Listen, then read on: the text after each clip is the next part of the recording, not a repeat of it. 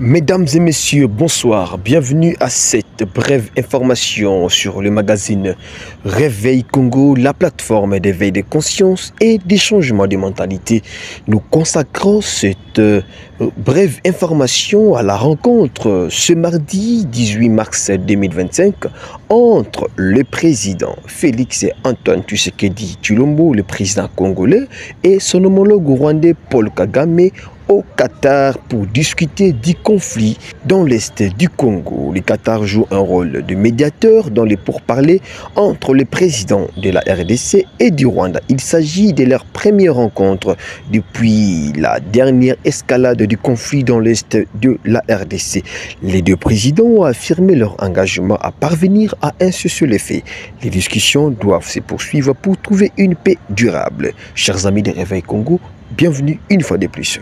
Le président de la République démocratique du Congo, RDC, Félix Tshisekedi, et son homologue rwandais Paul Kagame se sont rencontrés ce mardi 18 mars 2025 au Qatar pour leur première rencontre. Le premiers entretiens directs depuis que les rebelles du M23 ont intensifié leur offensive dans l'est du Congo en janvier, ont annoncé les trois gouvernements.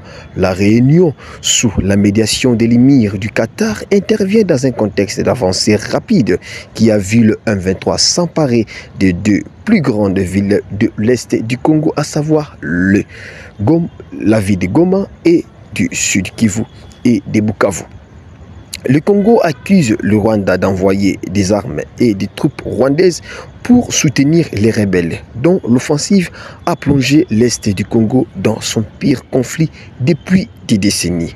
Le Rwanda a déclaré que ses forces agissaient en état de légitime défense contre l'armée congolaise et les milices hostiles à Kigali, FDLR. Le pays voisin ont travaillé depuis lors pour négocier un cessez-le-feu, mais une tentative de réunir le gouvernement congolais et les dirigeants du M23 lors d'une réunion en Angola sous la médiation du président angolais João Lourenço mardi a échoué lorsque le M23 s'est retiré lundi après-midi sous prétexte de sanctions de l'Union européenne qui ont été infligées contre 4 membres du mouvement M23. Les chefs d'État ont réaffirmé l'engagement de toutes les deux parties en faveur d'un cessez-le-feu immédiat et inconditionnel, ont déclaré les trois gouvernements dans un communiqué conjoint. Les chefs d'État se sont ensuite accordés sur la nécessité de poursuivre les discussions engagées à Doha afin d'établir des bases solides pour une paix durable.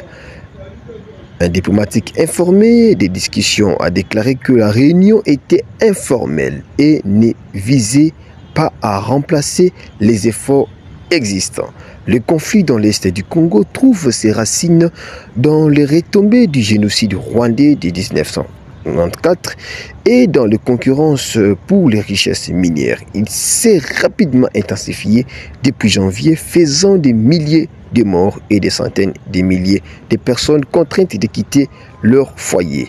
L'État arabe du Golfe, le Qatar, a joué le rôle de médiateur dans un certain nombre de conflits, travaillant récemment avec l'Égypte et les États-Unis pour négocier un cessez-le-feu entre Israël et les Hamas à Gaza qui a été rompu plus tôt mardi.